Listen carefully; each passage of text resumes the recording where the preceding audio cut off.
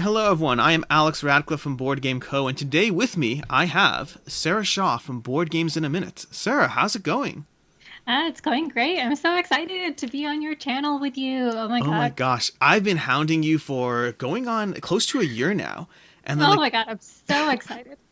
eventually we started we started talking. We've actually developed a relationship and all that. But I realize, and this is honestly between Dice Tower, between Rado, like seeing you be on all these other channels, I'm like, wait a second, why have we not actually done some sort of list together? Right. I love your channel. So it's like such an honor to be on your channel. Like your channel is my go-to channel for Kickstarter news. This is exciting. You see, Yeah. I wish I could say I spend more time watching you than you spend watching me, but I think I could watch like 20 of your videos and it wouldn't be equal to one of mine.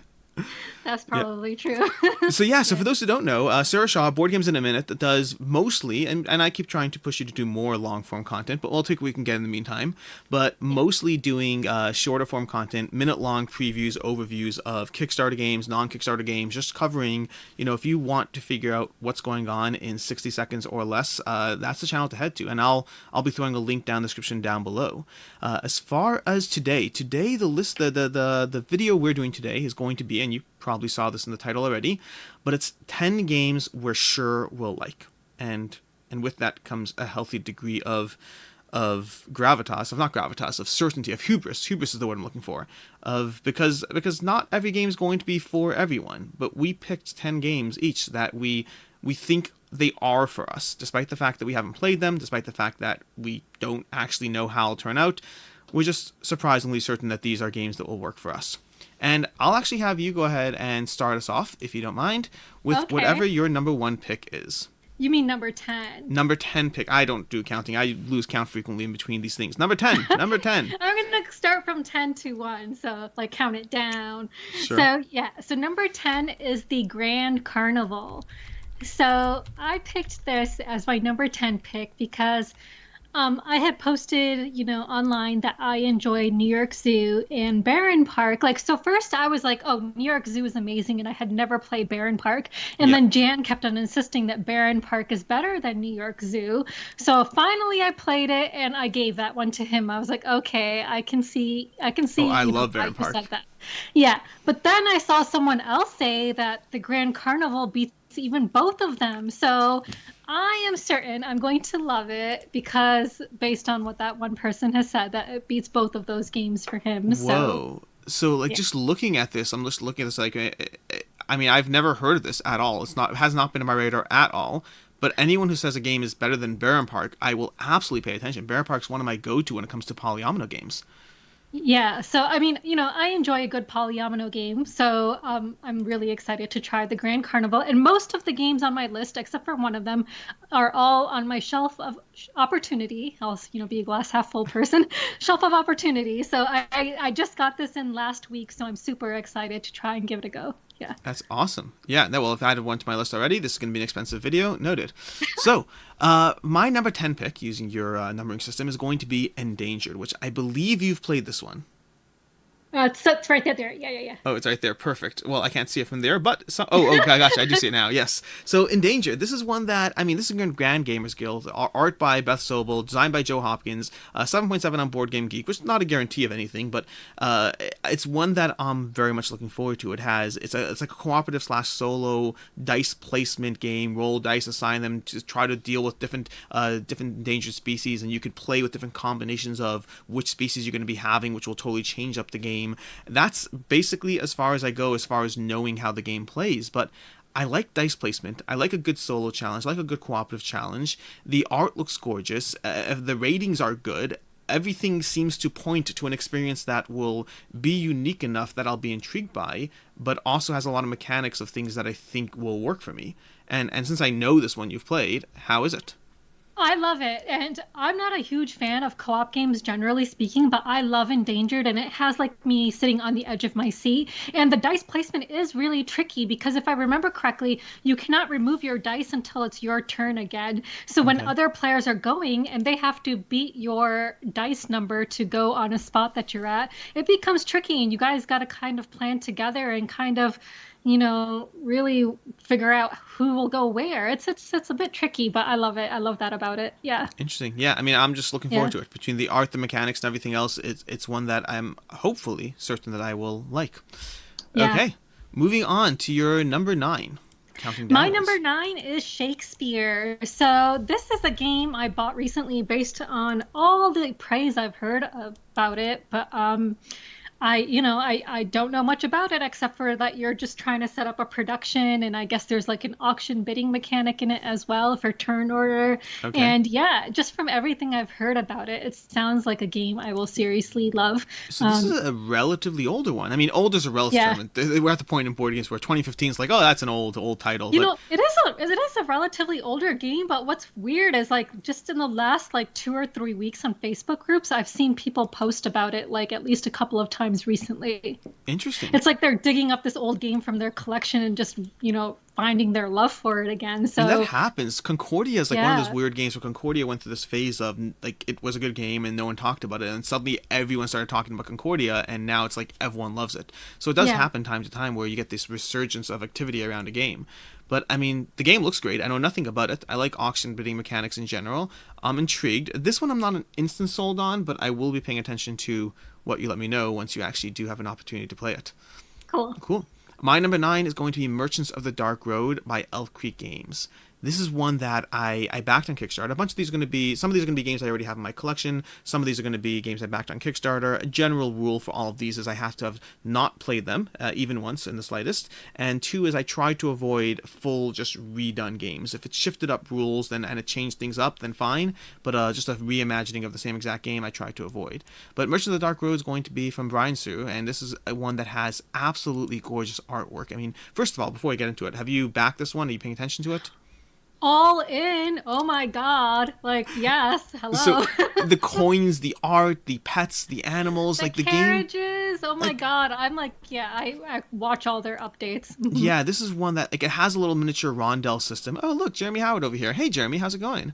But yeah, it's one that it looks gorgeous to begin with. Has production values that are crazy. Elf Creek Games in general, I have not kept all their games, but I have liked all their games. Every single one I've enjoyed. Just some of them have so far stolen the collection, but others I've moved on from. So it's got a good pedigree in that sense. Brian Sir is Oh, an Honey excellent. Buzz, I hope. Honey Buzz is still in my collection. Honey Buzz is still here. Oh, okay. No, Atlantis Oh my Rising is God. the one that I I'm like, we really can't be enjoy. friends anymore.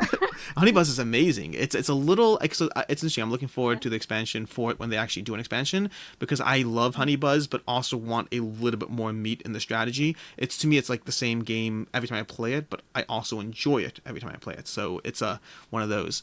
But yeah, I'm absolutely paying attention to this one. The art, production, the rondel. I love rondels in general. I love the powers, the abilities of like the unique ways you can build out the pets, the animals. It's, I mean, I could well be let down by this. I'm hoping I'm not. I could well be let down. And for what it's worth, I don't know if you did this. I ordered my list in terms of 10 down to 1. The less certain I am down to the more certain I am. Doesn't mean I'll be right, but that's where I went with my ordering system. That's interesting. I just put it in terms of like excitement, I guess, like the ones that I'm more eager or no, actually you're right. I think mine's kind of like that too, actually, to be honest, if I look at the list. Yeah, Cool. So, I think you're so right. what's your number 8? My number 8 is Viscounts of the West Kingdom. So, out of the West Kingdom trilogy, I've only played Architects of the West Kingdom, which I Okay. absolutely loved. And I've not played any of the North Sea games, but just based on how much I loved Architects of the West Kingdom, I feel like I'll love Viscounts of the West Kingdom too. And, it's got that rondel, right? It's got a rondel and, Yes. of course, the amazing artwork by the Micho, and it's designed by Shem Phillips. So I feel like I'll love it. I mean, the art Yeah. looks gorgeous. This is one I haven't actually played. This I do have it in my collection, very much on my shelf of opportunity, and it's one that I have not kept any of the games in these series. I haven't kept Architects. I haven't kept Paladins. I haven't kept Raiders. I am getting Raiders of Scythia to try that one out, and I want to try Viscounts. My problem with them has always been that I've liked all of them. Just they haven't really pushed me over the edge. And Viscounts looks cool. Like I've read the rules, I know how it plays. The castle, moving in towards the castle, the exploring with your Viscount around and activating cards in your little row. I know the general system. I am intrigued. I think this one has a chance of staying with me, of being that final thing. But yeah, solid pick. It looks cool. Cool. For my number 8 is going to be Lords of Hellas. Lords of Hellas, which this one, do you even know this one? I've never heard of it. Okay, so because I know your gaming taste to a degree, and this one doesn't. This isn't your typical style of game. Although I have a few more on this list that aren't your typical game. But Lords of Hellas is going to be from Awakened Realms, and it's very much going to be an area control game in the vein of games like Kemet, like Cyclades, like Blood Rage, all of that. It has Awakened Realms production quality miniatures, just amazing pieces of plastic. It has expansions and upgrades and everything galore in terms of the Kickstarter, all in all that. It's one that has sat on my shelf for way too long, way too long. And I've read the rules. I've read the rules twice, but we haven't actually broken it out yet. Now, I do have a deal with Jesse when he comes in next time that I want to play this one. So we'll see if that actually does happen or not. But I've just heard so many good things about it, and the production value, the table presence this one has. I'm hoping it doesn't let me down, because I want to like it, and I want to explore the miniatures and the heroes and the abilities and the interplay of the different pathways to victory as you go through this game. So we'll see how it goes. But I'm optimistic, cautiously so. But, yeah. Well, my number 7 is, I hope I don't butcher the Nope. name, Bruxelles, 1893. 1893. Yeah, I needed to get the year right.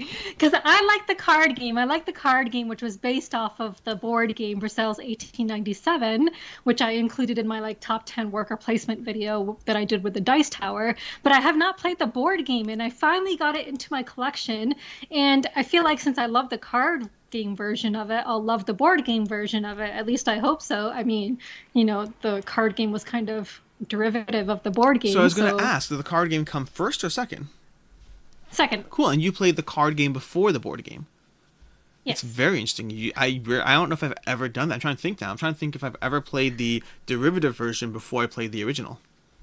And the card game version is so good, so good for a card, a worker placement using cards, Yep. that I'm kind of worried, to be honest. But I still feel like I'll like it. But yeah, it is a bit weird because I did play the card game version first, but we'll see. I mean, it's rated well. This one, neither the card or any of these, I don't think I've played this one, or it's been even on my radar. It looks cool, but for some reason this has never really made its way into the games I need to get to the table list. My number 8 is going to be another one that I think is less your vein, which is going to be Ankh, Gods of Egypt. This is going to be a command game, another one in the trilogy of Blood Rage, Rising Sun, from Eric Lang, from Adrian Smith, from Studio McVeigh, from Command, bringing you just, over-the-top miniatures, area control in a very different system than what they've done before with these. They always try to mix things up, and this one has, an aspect of, as the game progresses, the two lowest gods or whatnot will combine to basically become one entity, and hopefully, with the renewed power, manage to take over. But along the way, you're trying to control the events or when events will happen, as well as, sectioning off areas of the board. I'm trying to scroll through pictures here to find something with the board, and all I'm seeing are miniatures because that is what people care about the most. Here's a little bit of the board over here. You can see a bit of a print and play setup over here. Somebody's made this mashup using actually miniatures from Rising Sun instead. But Ankh is one that I'm not, it's lower down the list because Blood Rage is one of my favorite games of all time. But Rising Sun was a game that I liked but didn't love enough to keep it. So Ankh could go either way. It could be worse than Rising Sun, better than Blood Rage, better than Rising Sun, but worse than Blood Rage. As long as I manage to feel different enough that I'm motivated to bring it to the table, then it'll stay in my collection. But time will tell on that front. Yeah, and your number... So I'd heard of that one, but yeah, I didn't have any interest in it. Again, there's a few on this list that I know will definitely fall in Yeah. that vein, but I had to make this list for me, so we'll see. Yeah, of course, yeah. What's your number 6? So my number 6, yeah, it's an older game, but it just recently entered my collection yesterday. Lewis and Clark: The Expedition by Cedric Chaboussi. Nice, Lewis and Clark. I think I've actually played that one. This might be the first one on the list that I've actually played from you. So there's a few different versions. So this one's by Cedric, I hope I'm not butchering his name, Chaboussi. And the reason I included this is because I recently played 3 different games of his, and I loved all 3 different games of his that I played. Really? So I played Lure, or Glow. Okay. Glow is the English title for that. T for Two, which is this Alice in Wonderland themed 2-player card game, Okay. and Shamans. And Shamans is a trick-taking. Yeah, that's from the same company that did Nidavellir, right? Hatchet Games. And yeah. Well, Studio H handles the distribution in the U.S., I think. So yeah, Shamans is a trick-taking with a social deduction aspect. So I played all 3 of his games recently for the first time, those 3 that I just mentioned, and I loved all of them. So my friend told me that Lewis and Clark: The Expedition is one of his older games, and I was like, okay, well, I'm definitely going to love it then. I mean, So, three for so three yeah, is not bad. That does bode well. Lewis and Clark is a good one. I remember yeah, playing it a long time ago. It's been a while. I don't remember the full gameplay mechanism. I think it had a little bit of rondel going around the village, but I could be mistaken. I know it. yeah. I think there's like a bit of like racing in it too, Yeah, like using resources, and yeah, and there's racing in Glow. So Glow has a interesting. racing element to it with like tableau building and using dice, and it's pretty cool. Cool. Well, we'll see how it goes.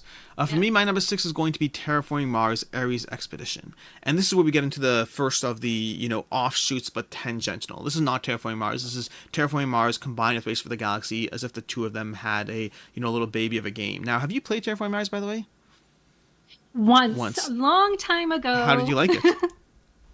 I did not like it. So That's okay. I This feel like I need to give it another No, I chance. It mean, might have just been the I'm not experience. opposed to you giving it another chance, but sometimes not every game is for everyone. But Terraforming Mars is one of my favorite games, and it's a game that Yeah. Race for the Galaxy is a game I always enjoyed, and the combination of the two mechanics to me has me intrigued. If this manages to give me the Terraforming Mars experience in a shorter playtime, which is what it's supposedly doing, it's going to compromise on some of the aspects of the game to make it more streamlined, more accessible. But if it can do that, then it will have a place in my collection. Now, the real question I have with this and some of the other ones on this list is not whether I'll enjoy them, but more whether I'll enjoy them enough to keep them in comparison with other comparable games. So that's where I don't know about this one. But between the testimonials, the people covering the game, all those different aspects, plus the core gameplay of two systems that I like, I have to imagine that Terraforming Mars Ares Expedition is one that will stay on my list. But time will tell. Yeah. God, I wish I could get rid of games as easily as you do, Alex. Like I have a problem. I just can't. It's, I I mean, really wish it I ultimately could. just comes down to making time for the games you want to play the most. So Yeah. it's hard, but like, I mean, Yeah. at the same time, looking around these shelves in my basement and trying to figure out what I'm going to play when I have so many options, I'd rather focus on the things I like the most. So I make hard choices. Yeah, I need to learn how to do that. What's your number five? Okay, so my number five is Rococo Deluxe. So it's in Oh, my collection. I haven't played it yet. I know, how terrible. I know. Um, so aside from the theme and the mechanics, which I feel like I just will love, I recently played a game of this designer's that I had never played sure. before and seriously loved it What so game? much, Kraftwagen. Oh, interesting. Yeah, I've heard of that one. I haven't played it, Yeah. but And and I did not think I would enjoy it at all because of the theme. Like you're assembling cars and trying to sell them and get your cars to have the best engine. And I was like, ew, like I'm not gonna enjoy this. But oh my God, it was so good. It was just so freaking good. And I've played Watergate oh, as what? well, which is a Yeah, two-player Watergate's game. excellent. Watergate's not by the same designer, is it? Yeah. Well, yeah, I It believe is. it Wait, who's is. designed this? One of the Let me see. The uh design of it looks like it is a design of. Oh, Matthias Kramer. You're right. You're right. That is Watergate. Yeah. So I love those two games. So I definitely think I will love Rococo. I mean, I invested a lot of money in it. I think I'm going to love it no matter what. Because, so yeah. So it's beautiful. It's just an absolutely stunning game with, Tools artwork, and the mechanics are mechanics that I typically enjoy. And yeah, how much I loved Kraftwagen. So I think I will love Rococo as much. Yeah. Cool. Well, that's awesome. My number six is going to be a game that at the beginning of this video I couldn't find it on Board Game Geek, but I did find it, and that's going to be Quest Avalon Big Box Edition, which that's just whatever. But effectively, Quest is going to be a re-implementation and reimagining of Avalon. Resistance Avalon is going to be a hidden role game. Have you played it? Yes, I love Oh my it. gosh! So have you backed this game? I didn't know. I didn't even know. Is it on Kickstarter right No, now? no. I mean, you may be able to late pledge. I don't know. We'll exchange notes after the show, I guess. But effectively, they had Okay. a Kickstarter. Indie Boards and Cards had a Kickstarter for Quest, and along with Quest, they also did a re-implementation of Avalon, basically. So you have both. I mean, I don't see the great artwork here. Let me go to actually Quest on Kickstarter, Quest Kickstarter. But effectively, it's going to have. I can't find this over here. This is the awkward part of stripping through Kickstarter. Let's see. But effectively, Avalon is going to be it's going to be a reimagining of Avalon. It's giving you more accessible as well, so you can play it with 4 players. New artwork for both Quest, which is a new game, as well as if you got everything, then you also got this style of artwork that you're seeing on the screen for everything else as well. So it's giving you a lot of different options over there. But yeah, this is one that overall I am absolutely paying attention to this one. I'm hoping I'll like it because I love Resistance so much that I have to imagine that I would like this one too. But who really knows? It might be horribly different. It might be the same. I don't really know. Time will tell, and we'll see. But I'm looking forward to even if it's just a better, improved art for Resistance Avalon, I'm okay with that too. But it's got more character, at least for myself. So, yeah, this is my number 6. My number 5, right? We're up to 5? I can't remember anymore. That was 5. yeah. All right, my number 4, I hope it's not considered cheating. So I will say I backed this game before I became a community manager for Fantasia Games. So obviously my number 4 is Endless Winter. So I went all in on Endless Winter, and I'm so excited about it. A deck building and worker placement game with the Micho's artwork, and it's being developed by Johnny Paquette, and he's also, designing a lot of the expansions. Like, I don't have a single doubt in my mind that I'm going to love this game. You haven't played this one? Yeah. So maybe you'll consider it cheating. I played an iteration of it on TTS. An iteration. But I don't count that. I don't count that because it's on TTS. It's not the same. It's not the same. Like, I need the full board game experience where you're smelling the cardboard and you're picking up the pieces, and so it doesn't count. I'll give it to you because, if I'm not mistaken, you were fairly excited about it even before you played it. So I think I'll give it to you in that sense. But if we were counting things I played on TTS, this would be a very different list. But this is the only one from the list I've played on TTS. The only one. I mean, you're not going to find much argument for me. Endless Winter is one that I have played and absolutely adore. It was my highlight of 2020 in terms of games on Kickstarter I'm looking forward to. It just has so many things that work so well together that is so rewarding that it's one of those things that at this point I've built it up so much, both with my plays and the following hype, that at this point I'm like, is it going to disappoint? Is it just going to be like, oh, this is okay. It was good for like 5 plays, but that's about it. But I don't think so. Well, hopefully it will not disappoint you, especially as the community manager now. And I'm so proud of being for Fantasia Games. I really hope it will not disappoint you. That's awesome. But yeah, Endless Winter. No arguments for me. My number 4 is going to be Adventure Tactics Domianne's Tower. Domianne's Tower.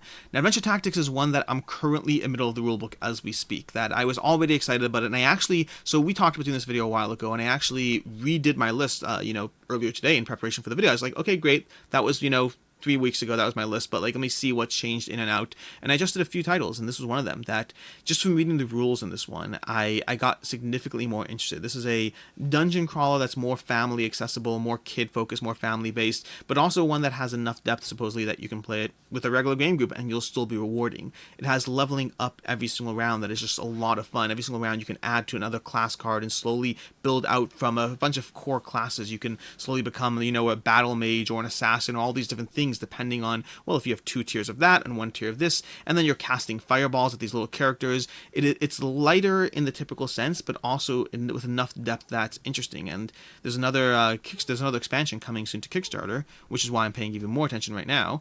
But just from reading the rulebook, I'm all prepped to go. I'll hopefully get to the table within the next week or 2, but I'm excited with this one, so we'll see how it goes. Awesome. I've never heard of it, but it sounds cool. And your number? My number 3 is one that I just got yesterday or the day before. I can't remember. The Taverns of Taverns Tiefenthal. Is excellent. I know. I cannot believe I just got it, but I just got it recently, and I'm so excited about it because it's from the same designer of the Quacks of Quedlinburg, which I absolutely love. And yeah, the artwork and everything, I just absolutely adore it, and I just know I'm going to love it. Yeah, you played Quacks, I assume. Yeah. Oh yeah, I've upgraded my Quacks with the bags, the components, Taverns. Yes, and I just pre-ordered the new expansion, which is now available from that whatever website. CMY, it's like a CMYQ or something. Now, first of all, don't even look at my screen here because apparently or something CMYK. If you see all these upgraded bits on my screen, I don't even know what they are, but we have like this mug, this whatever. Someone went all out in terms of deluxifying their copy. But yeah, Taverns is excellent. I haven't played it in quite some time. I was actually just looking at it the other day and thinking I really need to get it to the table. But Taverns is a bizarre it's like a bizarre mash of mechanics that manage to work really well together as you basically try to make your guests happy in these Taverns of Tiefenthal, just with this dice drafting from these little coasters, picking them out, assigning to different areas, building out your boards and your abilities. Lots of fun stuff to do here. I haven't played it in a good year and I really need to, but I think you'll like it. We'll see how it goes. But yeah. My I number think 4 so. is going to continue the trend. Are we on 4 or 3? I can't keep track. My number something. My number 3 is 3. going to continue the trend of massive of dungeon crawls that aren't really your thing, but Massive Darkness 2 Hellscape from Come On Again. This is one that I love Massive Darkness the original. That's not true. I liked Massive Darkness a lot the original, but I always needed a little bit more from the experience, and Massive Darkness 2 seems to be delivering that. So it's building off gameplay that I already know I like, and it's hopefully putting it in the right direction as far as where it's going with powers, abilities, dungeon classes, and it has a little bit of a asymmetrical minigame going on where every character has their own minigame of how that class plays. So you might have one character, I don't even know which ones are which, but the ranger might be like a push your luck mechanism where you keep drawing until you might eventually miss and lose everything. Then there's going to be deck building, there's going to be, I can't remember all the actions, but each one has their own mechanical minigame, kind of like a mini Merchant's Cove wrapped inside a dungeon crawling experience to like just have mechanically different classes that aren't like, oh, there's different stats. They're different playthroughs of the way each character plays. So I'm very much looking forward to this one, and between the art, the miniatures, and just the re-implementation of a game that I already know I like, I'm very hopeful that I'll like this one. All right, so my number 2 is Ooh. Imaginarium by Bruno Cathala. And I just know I'm going to love it because, of course, it's Bruno Cathala. And, I love so many of his other games, like Five Tribes is one of my all-time favorite games. And Imaginarium is like a steampunk-themed worker placement. Like, there is no way I cannot love this game. Just absolutely no way I won't love it. So I'm super excited to play it. And I just found out from listening to the Dice Tower Now podcast like yesterday that he is coming out with a 2-player Ooh. version of Imaginarium that's going to be released in September. So I'm like, oh my God, I definitely need to play this game ASAP. It's I'm sitting on looking my at the shelf. I screen just now need and to get it to realizing the why you're table. so intrigued by this game. Because the elephant on the cover. Yes, but the elephant, but the artwork is just amazing. And when I opened up the box and saw those like miniatures, like I'm usually not a fan of miniatures, but these ones are so nice. They're like super chunky and really nice. And I'm like, oh my God, I just love them. But I just know I'm going to love it. Like the theme and everything. I Cool. just know it. Awesome. Yeah. Well, let me know how it goes. It's just the art, the character, there's lots of going on here. And I do Yeah. love Five Tribes quite a bit. I Have haven't you played not this one. played I it? love Five Tribes, haven't played this one. And Bruno Oh, Cathala wow. is interesting. I've played a lot of his games and enjoyed them, but I definitely have missed a lot. And I have to like look what else he has. I think Citadels is him. I know I like that. I think it's him. I could be wrong. He has Oh, Ishtar, which Ishtar I I know did you not got rid love. of. You Yep. got rid of Yep. Ishtar. Lots of stuff. But whenever I see his name, I'm Yeah. automatically paying attention. He's got a solid pedigree as far as his games. Okay, my number 2, Yeah. I want to say 2 is Super Skill Pinball 4K. Now, have you played this one? I Oh, so haven't, this but is I've going to heard of be a it. roll and write. Now, automatically, I am already intrigued when anyone says roll and write, especially if it's a roll and write that is well rated, and this one is decently rated. It's 7.4, which is not like amazing, but it's decent ratings, and it's got 4 different maps, and there's something about, I don't even know how it plays at all. I read half the rules a while ago and then put them down to play something else and haven't picked them up since. But I like roll and writes in general. They have generally done well for me, that they're accessible enough and fun enough that as long as it's a decently rated one, and especially if it's doing something different, which I think this one is, then it has a decent chance of staying in my collection. So it's not that it'll be like that high in terms of how much potential it has or where it'll land, but as far as confidence that I'll enjoy it, that I'll be intrigued, I'm pretty sure it's up there. Yeah. Awesome. So my number 1, I don't know if you've played it or not. It's Coloma by Coloma, I Johnny Pack. have. So I've been dying to get this game in my collection because I'd heard from so many other people who played it that it's like a highly interactive Euro with very little downtime, and it is super fun, like at 3 to like 5 players. So like a super fun Euro with little downtime that plays really fast with a really cool Western theme, like yes, please.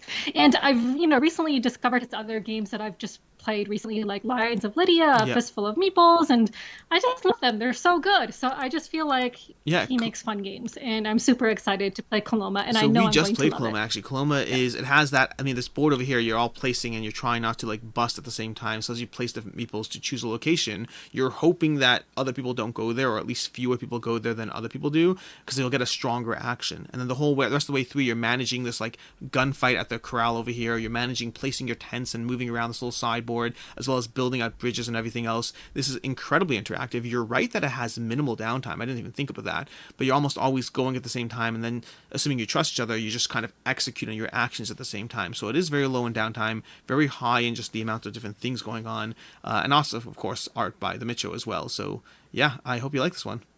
Yeah. Yeah. I think Yeah. so. I And think my I number will. one is going to be another game that falls in the vein of just mechanics I tend to like, which is My City. My City is going to be a polyomino experience that is a legacy game, so effectively mixing up two different things that I like at the same time. And I have this on my shelf. I already read the intro rules, like 2 pages, because it's a legacy game. It'll evolve as you play it.